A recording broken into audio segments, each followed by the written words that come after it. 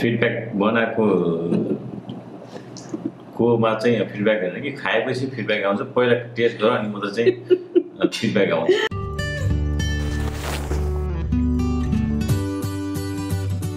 Hello everyone, Namaste, welcome to my kitchen. आज म हजुरहरूलाई एकदमै सजिलो तरिकाको साल्मन एस्पारिगस जसलाई हामीले कुरिलो भनेर चिन्ने गर्दछ कुरिलो बनाएर देखाउने छु। सायद हजुरहरूलाई पनि एकदमै मन पर्छ होला। यो एकदमै इजी र सजिलो हुन्छ। साथमा एभोकाडोको हेल्दी सलाद पनि हुनेछ। साल्मन बनाउँदाखेरि हामीलाई चाहिने सामानहरुमा olive oil, butter, pepper, black pepper, garlic, coriander, धनिया, नुन र लेमन चाहिन्छ हामीलाई। हाम्रो यो कुरिलो एस्पारिगस बनाउँदा पनि सबै त्यही सामानहरु नै चाहिन्छ। ओलिभ ओइल चाहिन्छ, ब्ल्याक पेपर, अनि यो हाम्रो गार्लिक र यो लेमनको बोक्रा लेमन जेस्ट चाहिन्छ एस्पारिगस बनाउनको लागि। र त्यस्तै गरेर हामीले सलाद बनाउनको लागि पनि सेम नै सामान चाहिन्छ। सलाद हामी एभोकाडोको सलाद, यो ब्रिज स्प्राउट्स, अनि काक्रा भयो हाम्रो, ओनियन, अनि खुर्सानी, ग्रीन चिल्ली, हजुरहरूको जुन चोइसको राख्नु भयो हुन्छ। मसँग चाहिँ मैले चाहिँ ग्रीन चिल्ली राखेको छु। र यति तीनटा सामान बनाउँदाखेरि चाहिँ सेम नै सामान प्रयोग हुने हुनाले चाहिँ मैले चाहिँ यो तीनटा डिस चाहिँ एकैचोटि बनाउन लागेको, हजुरहरूलाई कन्फ्युज नहोस् भनेर एकदमै इजी तरिकाले बनाएर म देखाउने छु। र हामी हाम्रो किचनतर्फ लागौँ है। हामी किचन जानुभन्दा अगाडि चाहिँ हाम्रो यो साल्मनलाई चाहिँ मेरिनेट गर्नुपर्ने हुन्छ फर्स्टमा। अनि त हजुरहरूले साल्मनलाई मजाले धुनुहोस्। अलिअलि पानी मजाले भन्नाले अलिअलि पानीले धोएर अनि त्यसपछि सफा गरेर अनि यो साल्मनको यो पानी भएको भागहरूलाई यसरी टिस्युले ड्राई बनाइदिनुहोस्। अनि बल्ल हामीले मेरिनेट गर्नुपर्ने हुन्छ। हामीले साल्मनलाई चाहिँ सुरुमा मेरिनेट गर्नुपर्ने हुन्छ। साल्टले चाहिँ सबै ठाउँमा, नुनले चाहिँ सबै ठाउँमा स्प्रिङ्कल गरिदिनुहोस्। त्यसपछि नुनको साथमा हामीले मरिचको धुलो, ब्ल्याक पेपर हजुरको चोइस अनुसार हजुरहरूलाई कति खान मनपर्छ यसरी नै माथिबाट छर्किदिनुहोस्। सेम प्रोसिजर यसरी छर्किदिनुहोस्। अनि यो छर्किसकेपछि यसको ब्याक पार्टमा हामीले फ्रन्ट पार्टमा त छर्क्यौँ, अनि ब्याक पार्टमा चाहिँ छर्किनु पर्ने हुन्छ। यस्तै गरेर ब्याक पार्टमा पनि स्किन पार्टमा पनि छर्किने। यो छरिसकेपछि हजुरहरूले टाइम दिनु पर्दैन। यसलाई मेरिनेट गरेर हामीले कुनै पनि सामानलाई चाहिँ मासुहरूलाई चाहिँ मेरिनेट गरेर एकछिन हाफ एन आवर 15 मिनट्स राख्नुपर्ने हुन्छ। तर यसलाई चाहिँ हामीले डाइरेक्टली पकाउन सकिन्छ। र हामी हाम्रो किचनतर्फ लागेर यसलाई पकाउन सुरु गरौँ है। कुनै पनि प्यानमा हजुरहरूले ओलिभ ओइल हालिदिनुहोस्। यो ओलिभ ओइललाई चाहिँ मैले भाँडाको सबै ठाउँमा पुऱ्याइदिएछु किनभने मसँग चाहिँ 4वटा साल्मनको पिसेस छ, त्यही भएर। अब यो साल्मनको पिसेसलाई हजुरहरूले यसरी नै राखिदिनुहोस्। ओलिभ ओइललाई चाहिँ एकदमै खराउनु पर्छ भन्ने छैन। यो काँचै खानु पनि मिल्ने हुनाले हामीले चाहिँ सायद खराउने नगरे पनि हुन्छ। यसरी राखिदिनुहोस्। स्किन पार्टलाई चाहिँ फर्स्टमा राखिदिनुहोस्।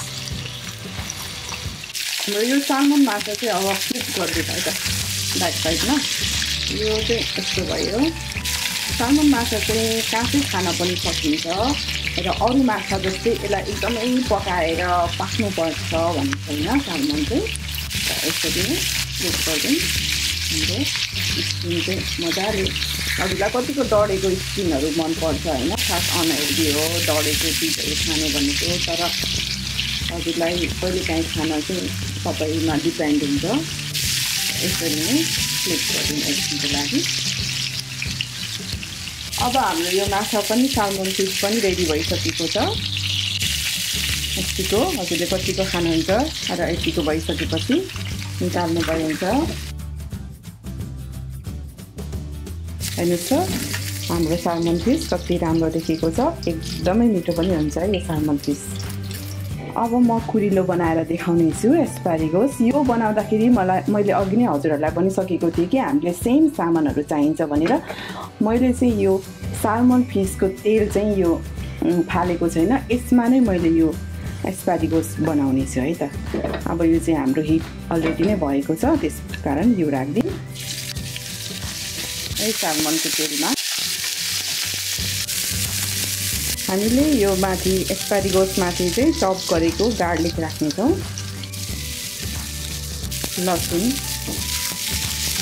लसुनलाई चप गरेको यसरी हालिदिनुहोस्। त्यस्तै गरेर सेम इन्ग्रिडियन्ट नुन माथिबाट छरिदिनुहोस्, साल्ट छरिदिनुहोस्। त्यस्तै गरेर ब्ल्याक पेपर पनि छरिदिनुहोस्। यो लेमनलाई चाहिँ हामीले निचारेर हाल्ने होइन कि यसको जुन चाहिँ बोक्रा हुन्छ नि, यो बोक्रालाई माथिबाट यस्तो गरिदिनु।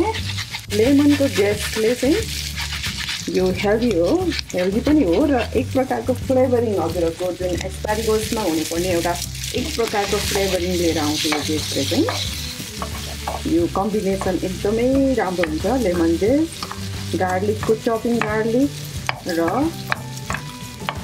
यो एस्पारिगस अनि ब्ल्याक पेपर अनि साल्टको कम्बिनेसन एकदमै राम्रो हुन्छ। अब हाम्रो चाहिँ यो पर्फेक्टली पाकिसकेको छ। एस्पारिगस पनि हामीले काँचै खान सक्ने हुनाले यसलाई धेरै पकाउनु पर्दैन। त्यति गरेपछि हाम्रो यो पाकिसकेको छ। एस्पारिगस पाकिसक्यो, यसलाई अब निकालौँ। ल हेर्नुहोस् त, हाम्रो एस्पारिगस रेडी भइसकेको छ। एकदमै मिठो बास्ना आइरहेको छ। हामीले चाहिँ यो चाहिँ हाल्ने छैन, यो चाहिँ पछि हामीले अर्को सर्भिङ प्लेटमा चाहिँ माथिबाट यो राखिदिनेछु। अब चाहिँ हामी सालमनको लागि सस बनाउन गइरहेको छौँ। यसको लागि बटर लिनुहोस्, गार्लिक चपिङ गार्लिक हजुरहरूलाई कतिको खान मनपर्छ। मलाई चाहिँ सालमनमा गार्लिक धेरै हालेको एकदमै मनपर्छ, त्यही भएर मैले अलि धेरै नै युज गरेको छु।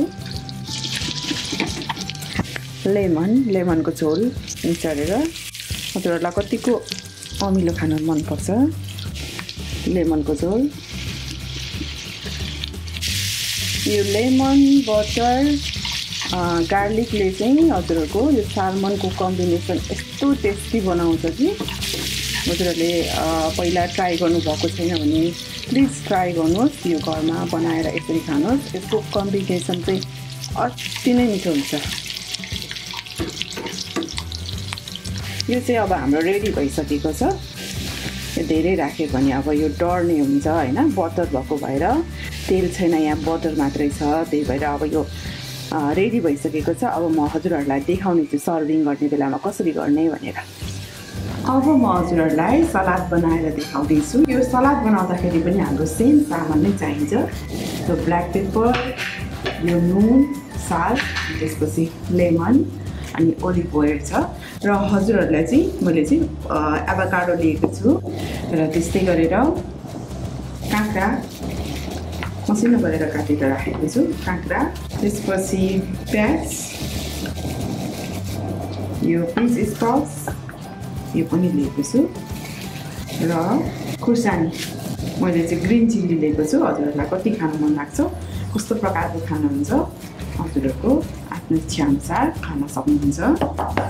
ब्ल्याक पेपर, मरिचको धुलो, यो पनि अप्सनल भन्नाले तपाईँको चोइस अनुसार यो राख्नुपर्छ भने साह्रै मिठो हुन्छ। अनि नुन टेस्ट अनुसार हजुरहरूलाई कतिको आफ्नो टेस्ट अनुसार राख्नुहोस्। त्यसपछि धनियाँको पत्ता, कोरिन्डर, त्यसपछि लेमनको चाहिँ रस। लेमन पनि हजुरहरूको इच्छा अनुसार हजुरहरूले कतिको अमिलो खान रुचाउनुहुन्छ त्यही अनुसार गरिदिनुहोस्। र ओलिभ ओइललाई पनि मैले मेरो इच्छा अनुसार गरेछु, हजुरहरूले पनि हजुरहरूको इच्छा अनुसार गरिदिनुहोस् ओलिभ ओइल। र यसलाई मजाले मोलिदिनुहोस्।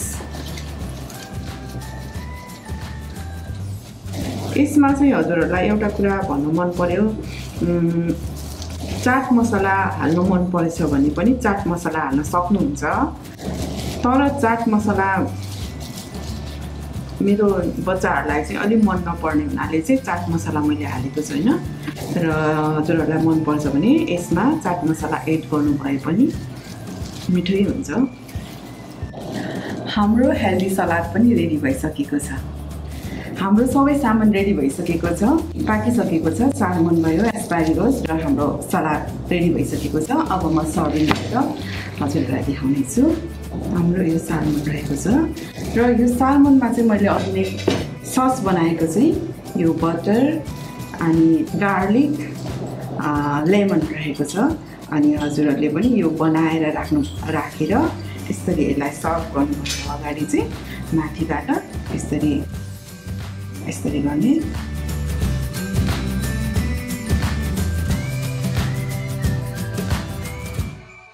हजुरहरूले यो बटरसँग चाहिँ प्लेन राइस पनि खान सक्नुहुन्छ। यो समटाइम्स चाहिँ हामीले दिनदिनै खाना चाहिँ राम्रो हुँदैन, हेल्दी हुँदैन, तर पनि कहिलेकाहीँ चाहिँ हामीले बटरहरू खाने यिनीहरू हाम्रो स्वास्थ्यको लागि पनि राम्रो हुन्छ है। अनि सालमनसँग चाहिँ यो कम्बिनेसन पनि एकदम मिल्छ। तपाईँहरूले चाहिँ अनहेल्दी भयो, यो चाहिँ बटर धेरै भयो, यो तपाईँको चोइस हो होइन, तर यसरी कम्बिनेसन अनुसार खानुभयो भने चाहिँ खाना चाहिँ एकदमै मिठो हुन्छ। अनि त्यसपछि एस्पारिगसलाई राखिदिने। अघि मैले यो यसमा नै यो प्यानमा नै मैले एस्पारिगस बनाएको थियो होइन। यसमा चाहिँ ओलिभ ओइल थियो, गार्लिक थियो, ब्ल्याक पेपर, साल्ट सबै भएको थियो होइन। त्यसलाई पनि यस्तो गरेर राखिदिनुहोस्। यसको कम्बिनेसन पनि योसँग एकदमै मिल्छ र मिठो हुन्छ। माथिबाट नफालिकन यसरी हजुरहरूले पनि राखिदिनुहोस्। हजुरहरूलाई यसमा चाहिँ अघि नै मैले अमिलोको ससमा अमिलो पनि थियो, तर अलिक पुगे छैन भने हजुरहरूले फेरि पनि एक्स्ट्रा थपेर खान सक्नुहुन्छ। र त्यस्तै गरेर यो चाहिँ धनियाँ, हजुरलाई धनियाँ कतिको मनपर्छ आफ्नो इच्छा अनुसार राखिदिनुहोस्। र सलाद, मेरो सलाद एकदमै मिठो, एकदमै हेल्दी।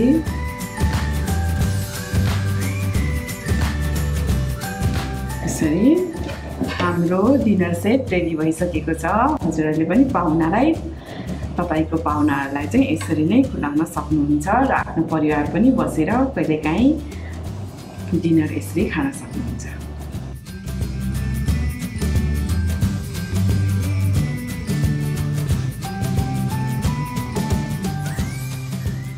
हाम्रो आजको डिनर चाहिँ रेडी भइसकेको छ। आज मैले डिनरमा चाहिँ सालमन हजुरहरूलाई बनाएर देखाएँ होइन। अनि मेरो हस्बेन्डको फेभरेट पनि रहेको छ। र डिनरको साथमा हामीले आज खानेछौँ यो रहनेछ हामी दुईजनाको। अब मेरो हस्बेन्डले चाहिँ के भन्नुहुन्छ बनाएकोमा फिडब्याक दिनुहोस्। फिडब्याक बनाएको कोमा चाहिँ फिडब्याक होइन कि खाएपछि फिडब्याक आउँछ। पहिला टेस्ट गर अनि मात्र चाहिँ फिडब्याक आउँछ। यो एकचोटि टेस्ट गरौँ न त हामी होइन। Test for good health. यस।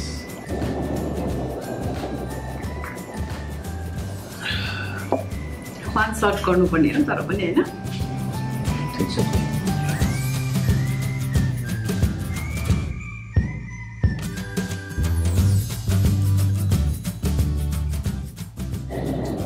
हजुरहरूलाई आजको हाम्रो रेसिपी कस्तो लाग्यो? पक्कै पनि हजुरहरूले घरमा बनाएर आफ्नो परिवारसँग, आफ्नो छिमेकी साथीभाइहरूसँग बनाएर पाहुना आउने बेलामा खुलाउनुहुन्छ होला भन्ने आशा लिएकी छु। र तपाईँहरूले समय दिएर हेरिदिनु भयो त्यसको लागि हृदयबाट नै धन्यवाद दिन चाहन्छु। र मेरो च्यानलमा हजुर नयाँ हुनुहुन्छ भने प्लिज सब्सक्राइब गर्न नबिर्सिनु होला। र आउने दिनहरूमा फेरि पनि हाम्रो ट्राभल ब्लगहरू हुनेछ होइन, नयाँ नयाँ चिजहरू हुनेछ। र यसरी नै साथ दिँदै जानुहोला। के भन्न चाहनुहुन्छ तपाईँ? Thank you for everything. Thank you for watching our channel and see you in next videos. Thank you. Bye bye. हामी चाहिँ अब डिनर खान्छौँ। बाई।